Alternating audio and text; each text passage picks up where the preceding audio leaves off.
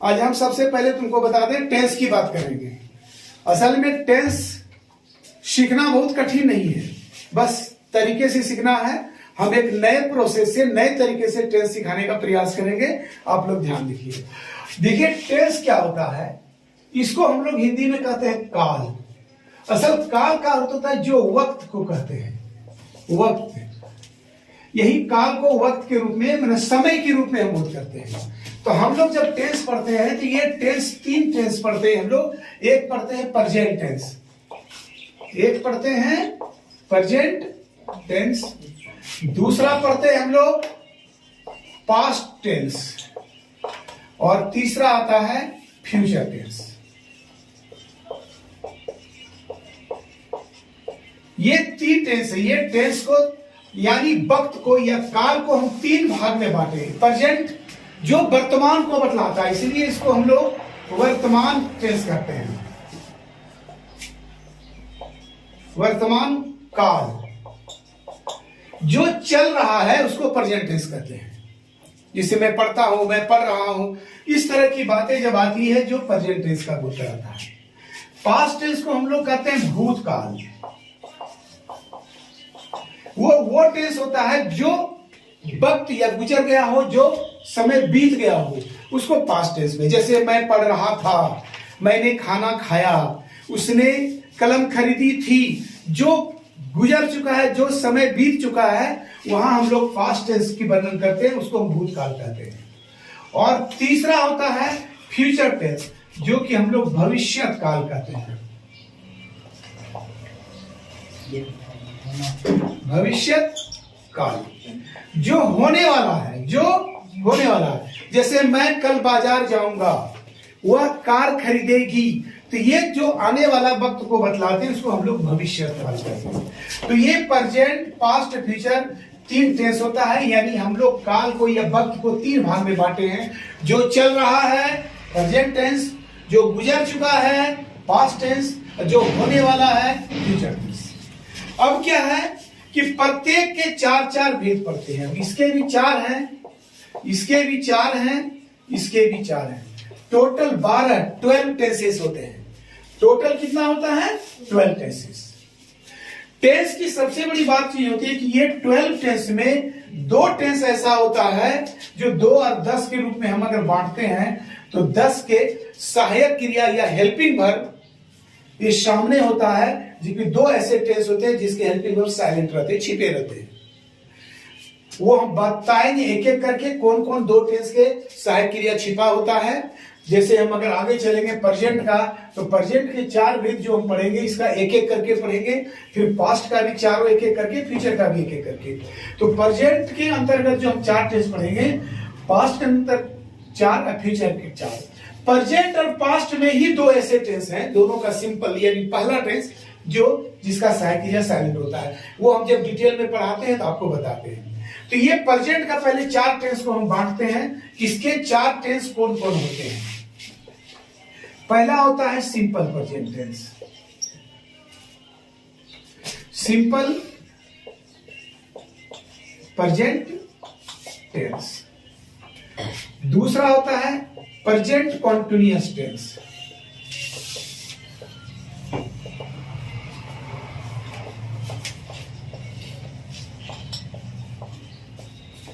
तीसरा होता है प्रेजेंट परफेक्ट टेंस।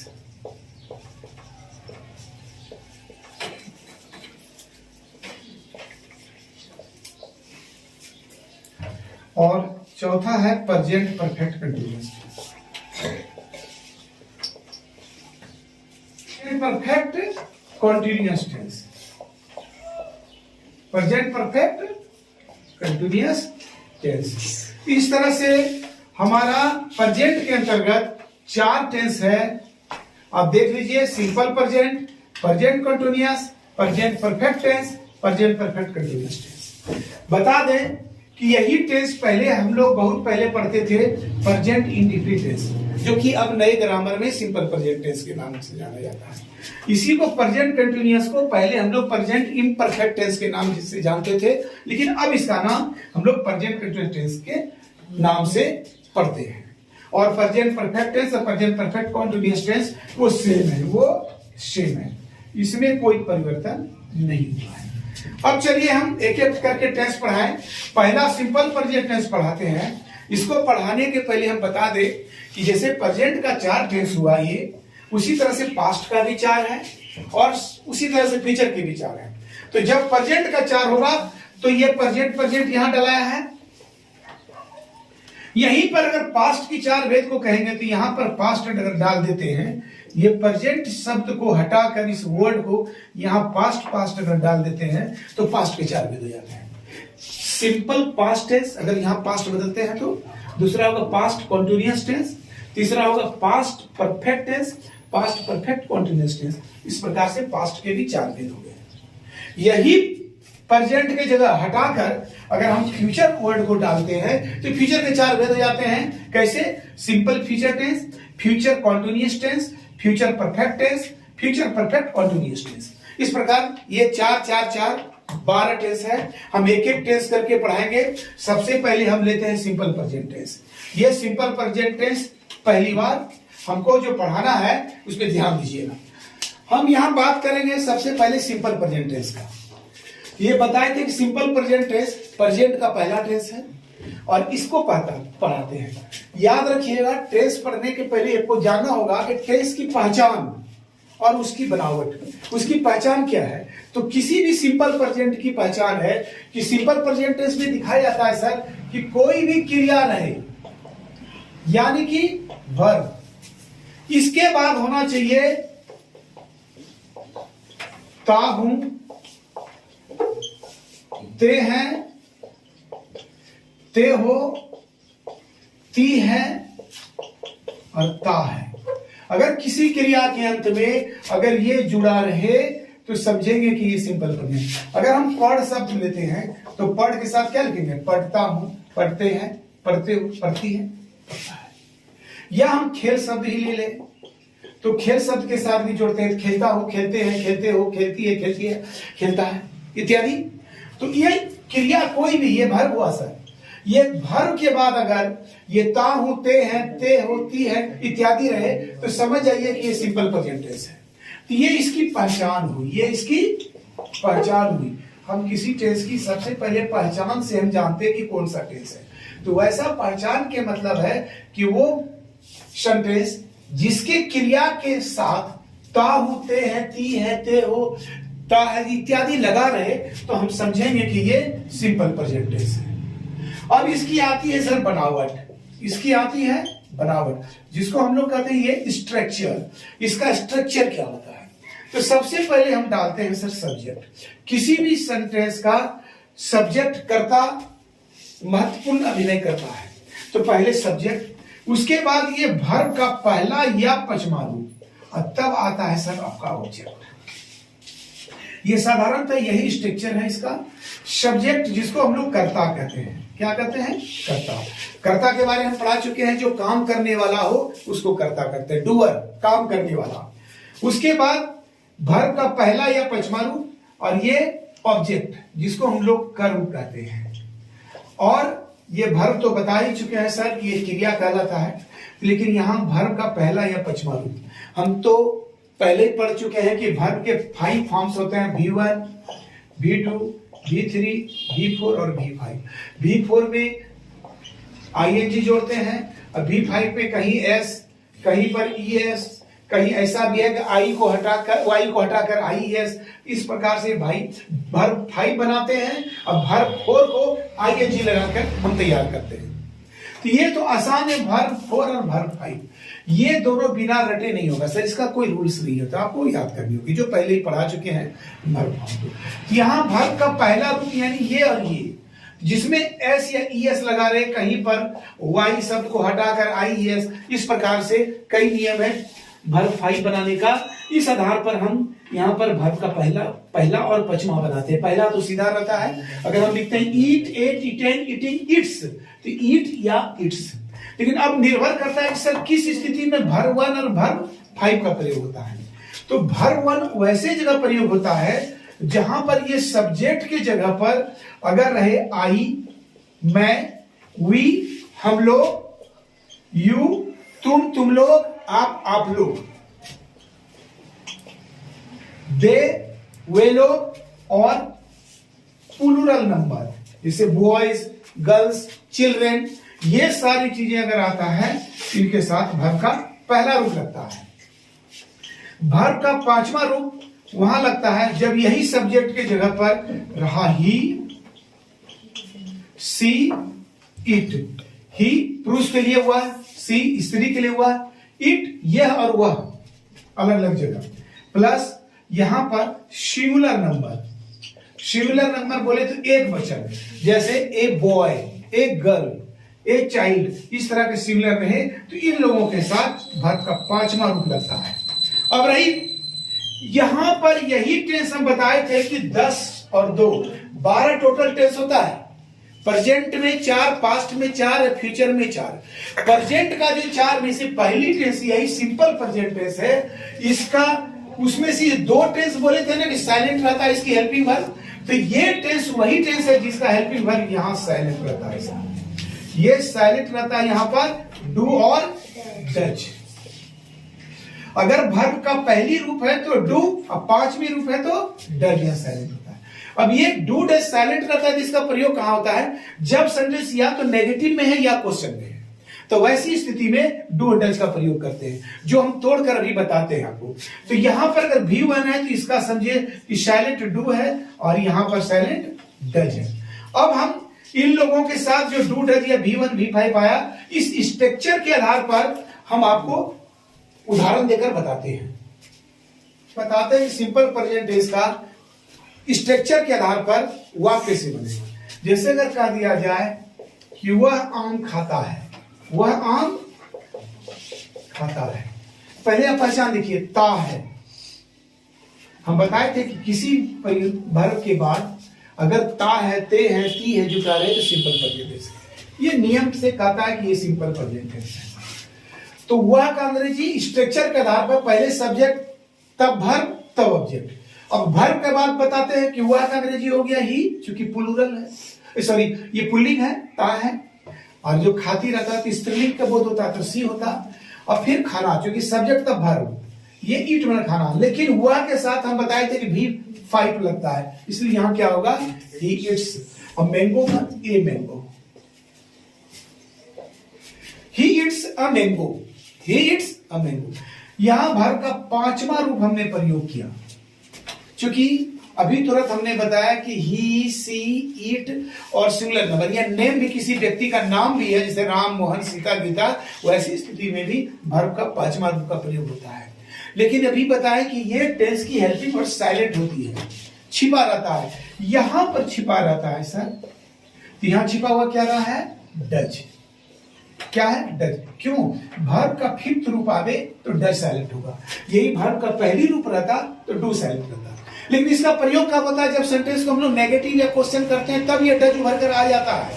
अब जैसे हम कहते हैं वह आम खाता है, तो he it's a mango, does silent रहता है, डज नहीं लिखनी है, क्योंकि जैसे इसका नेगेटिव हमने कर किया, हम कहेंगे कि वह आम नहीं खाता है,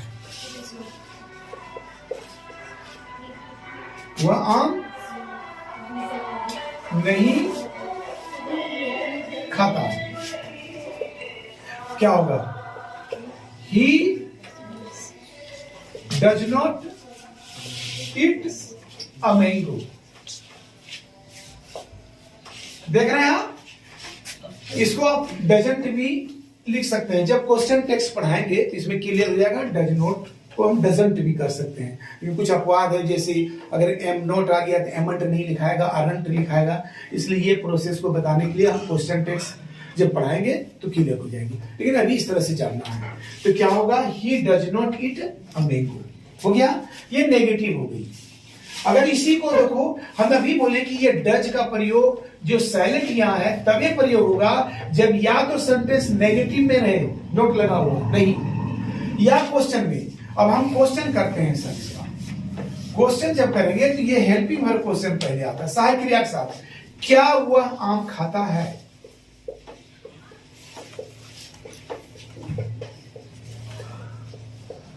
यहां क्वेश्चन मार्क हो गया। तो यहां साइलेंट क्या है मेरा, डज।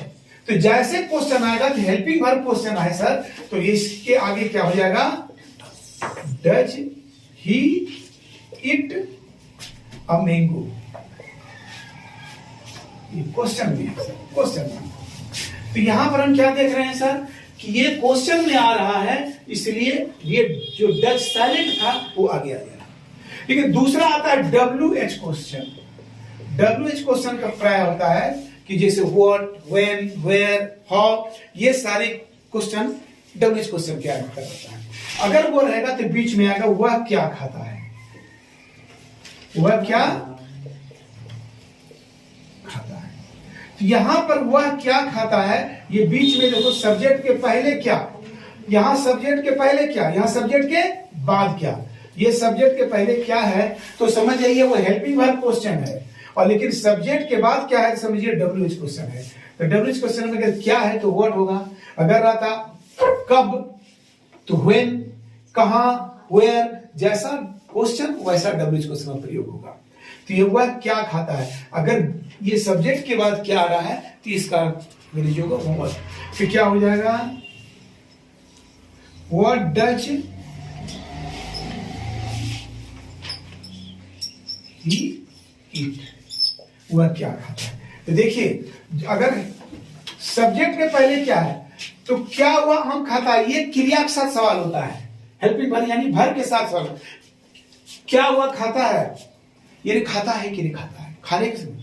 और वह क्या खाता है ये ऑब्जेक्ट के साथ सवाल होता है, वह क्या खाता है, वो आम खाता है कि सेब खाता है। इस तरह से ये बीच वाला क्या जो खाता है ये ऑब्जेक्ट के साथ सवाल करता है, कर्म के साथ कि वह क्या खाता है, इसलिए यहां व्हाट होगा। लेकिन कोई भी WH क्वेश्चन या नेगेटिव आ जाए तो डज का प्रयोग है, इसलिए यहां पर क्वेश्चन भी हुआ तो डज आया, नेगेटिव में भी तो डज आएगा, ये WH क्वेश्चन भी क्वेश्चन है भी तो डज आएगा। तो व्हाट डज ही इट, चूंकि ये ऑब्जेक्ट के साथ सवाल किया है इसलिए आम नहीं आएगा, आम के लिए ही क्या पूछा गया है इसलिए होगा व्हाट डज ही इट। एक चीज और याद रखिएगा, यहां पर V5 लगा हुआ है, S लगा है, लेकिन जब डज आएगा इसका S हट जाएगा सर, यहाँ S प्रयोग नहीं होगा। जब तक डज रहेगा तब तक वर्ब में S नहीं लगेगा, जब तक डज रहेगा तब तक वर्ब में S नहीं लगेगा।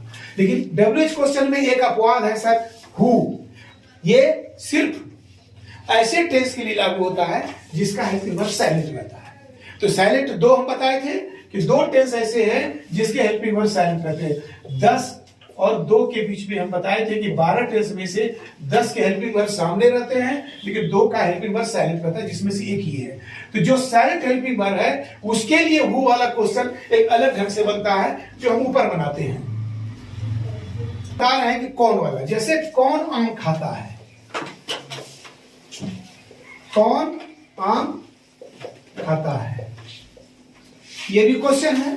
लेकिन अभी हमने बताया कि WH क्वेश्चन जितना भी रहेगा यहाँ पर, बाकी ये कौन वाला यानी जिसकी अंग्रेजी हु होता है ये छोड़कर जितना भी WH क्वेश्चन, जैसे वह कब खाता है तो व्हेन डज इट, वह क्यों खाता है तो व्हाई डज इट, वह कैसे खाता है तो हाउ डज इट, तो ये सारा सवाल चलेगा। लेकिन ये कौन वाला जो है जिसमें कि सब में डज लगा इसमें डज नहीं लगेगा, तो कौन आम खाता है तो who Yeats a mango, who Yeats a mango.